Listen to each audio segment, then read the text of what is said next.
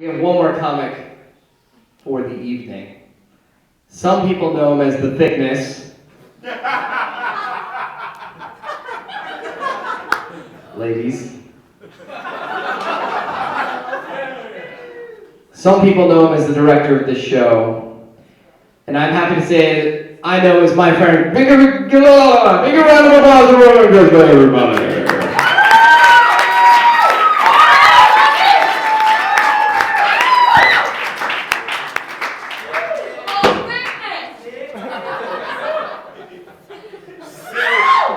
Settle down, you hooligans. Oh, this is not your house. First off, before we get into this whole thing, thank you all for coming. This is a really, really big thing for me.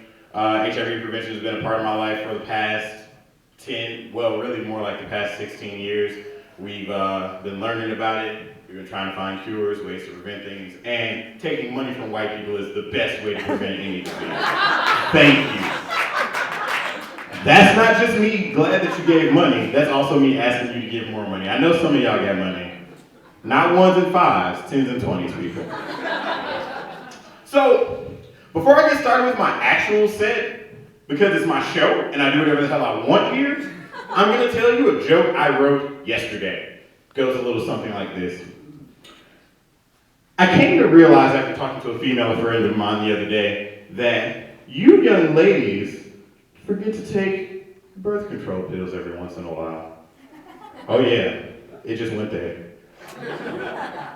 But I've always felt that ever since I was a child, the best way to remind me to do things was to add really cool characters to them. You know how like when you were a kid, your parents told you to eat vitamins, and you always thought vitamins were the medicine that old people took until you discovered Flintstones chewables? Remember that shit? That's right. By the way, I'm using my non-threatening black man voice on you guys. It gets worse as time goes on.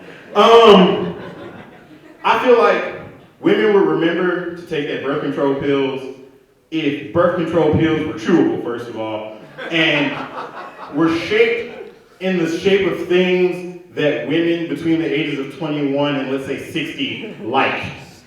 One's in the shape of a martini glass, one's in the shape of a $20 bill, one's in the shape of a man with a briefcase, because you can only have those things when you don't have children. Girls don't like that joke. That's fine, I don't give a fuck. Anyway, girls are just mad because I called them out on their idiosyncrasies. So, this year's been kind of a racist year for me. It's been real racist. And I think it's because like 4 years ago when Obama became president, it was really racist. Then they waited to see if he was gonna mess up. And then it's like, get the black dude out of the office. And it's kind of weird and awkward. But I realized that I have figured out the way to cure racism. White people pay attention. I look over, Michael's like, all right. So, the way it has to work is the first white man on television to say the N-word openly. No censoring, no black bar, no shitty white person coming up later saying he didn't mean to say it. It has to be Maury Povich. For those of you white people in the audience that don't watch TV at 2 o'clock in the afternoon, I'm going to explain to you how this shit goes. Hold on. It's a scenario piece. Hold on.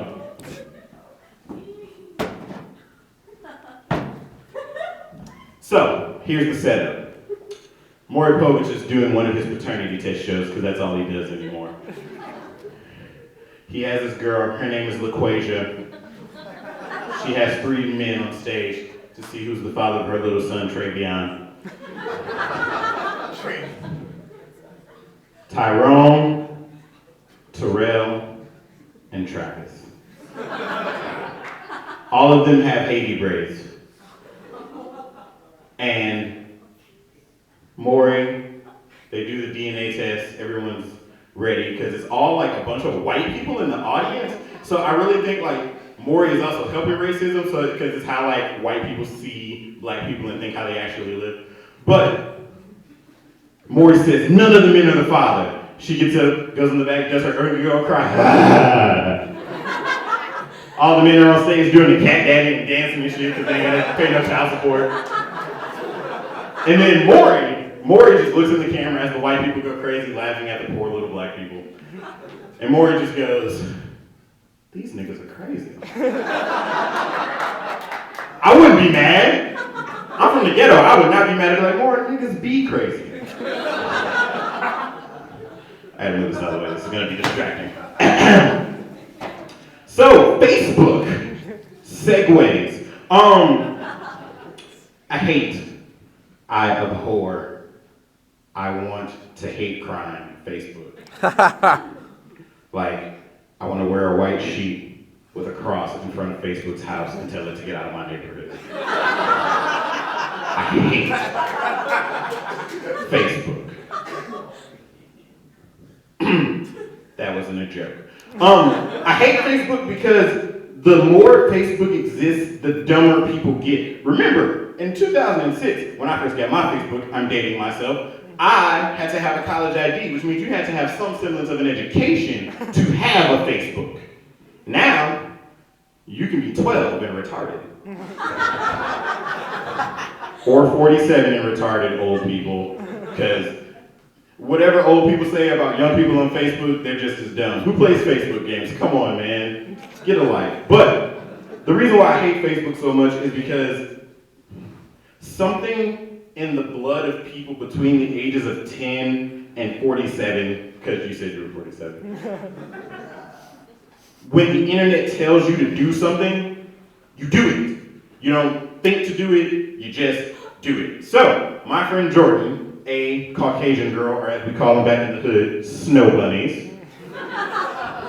My snow bunny friend Jordan says, if you like my status, I'll say something about you that's positive. You know, I like the status. My mom's here, my little brother here, they know me. They know I'm a really nice guy. I help people move a lot. People call me in the middle of the night asking me relationship advice, which is funny because I've been single for like 5 years. So, I'm expecting some real good ego-boosting shit, right? Tim, you're really cute. Steve, you're really nice. Roman, black. This is not a joke. This actually happened to me. Now, for those of you that understand black stereotypes, which I'm assuming is most of you, I do not fit the black guy stereotype. Cut the rap music out for a second. Like, yeah, I like rap music, but I like rhythm, so whatever. But I still watch Dragon Ball Z. Like. I think John and Kate plus 8 was compelling television. Like, I want to have a child just so she can meet Honey Boo Boo in her formative years. Like, and make fun of her. Because even though she's black, she has it better. Anyway. So, when you think of black stereotype, I'm wearing a Kenneth Cole shirt. This isn't a South Pole or a Rockaway shirt. It's not me. Plus, my biggest problem with that entire thing was the fact that every person that commented was black. And I'm the blackest one out of all of them. I'm milk chocolate, I'm not dark chocolate. Some of these motherfuckers look like onyx, like obsidian black. And so I'm the blackest one. Like, if I was a candy bar, I'd be like a Nestle Crunch. Some of those guys look like dirt. Okay, now, that's an interesting way to end that joke, I like it. Another way to end racism is for us to realize that in history, most of the people we really, really care about in history are black. I'm not talking about like Harriet Tubman or Frederick Douglass or people that white people only talk about in February. I'm talking about important people is what I'm talking about here. For example, Christians, Not you crazy Mormon Christians or you crazy Tom Cruise Space Ghost Christians. I'm talking about Baptist, Church of God in Christ, Church of Christ, what else we got? Lutherans, Southern Baptists, because they're not real Baptists, they're just Baptists that hate things. Christians, you white Anglo-Saxon Protestants, all you guys. Don't you realize that the God we are, and the Jewish God too, because they're all the same God. That guy is black. Oh, you seem confused. Let me help you. I'm going to explain to you why it's true. First of all, I realized that God was black simply by the way that he manages his children. You still seem confused. Let me explain. As a person that went to church a lot in life, I know too much of the Bible to not make fun of it. But this is something that caught my eye. Do you realize that God was a pimp? Wait, I don't mean that in a disrespectful way to all you Christians out there. God was a pimp in the most pimpingly awesome way he could have been. This guy got a 13-year-old girl pregnant and convinced another motherfucker to raise his child. Wait, no. That is pimping since been pimping. I know pimps. I grew up across the street from pimps. One of my mom's best friends is a pimp. Well, he used to be a pimp. He's off the wagon. But anyway, I can just imagine Joseph coming home and God was sitting at the table drinking wine with the lights off. Joseph, I need you to handle this for me. And Joseph didn't say shit. Joseph wasn't like, nah, God, we don't have to talk about child support or nothing. He just did it. That's a real pimp. Then I realized Jesus is the blackest character in all of folklore. First off, he came out of the womb being chased by the police.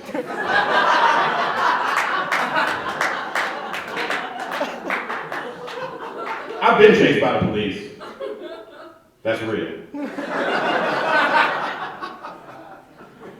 When he grew up, he ran away a lot, saying he was doing the stuff that his dad used to do. Yeah, read your Bibles, people. When he got older and decided that he wasn't going to be kicking it at his parents' house no more, he found 12 of the most ratchet, raggedy, evil people in the ghetto to walk around with. And then they called themselves disciples. We know what that means. Anybody that's from a ghetto know what disciples means. That means gang. And GDs, vice lords, all that shit. So Jesus was a part of the first gang, and I never realized how easy it was for those hate-monger Christian people that are outside and you all the time to do their job, because I feel like Jesus and the people that he rode with just ran through the city preaching at people and told them if they didn't listen, they was going to have problems. Because when I was growing up, you never heard in the Bible, Jesus asked to go into a church and preach at people. Jesus preached at people. He just showed up in front of your church like, yo, Son of God, right here. Blood in, blood out. But, actually, I did a little denouement in my joke. Denouement means foreshadowing for you people that don't have college educations. I did, you can still go to Everest. Anyway, I did a little denouement foreshadowing for the climax of that joke, which I was supposed to say, Jesus did crazy initiations in his gang, made him drink his blood, blood in, blood out, suwu. That was the joke that I was supposed to tell. But I ruined it, so we're gonna move on.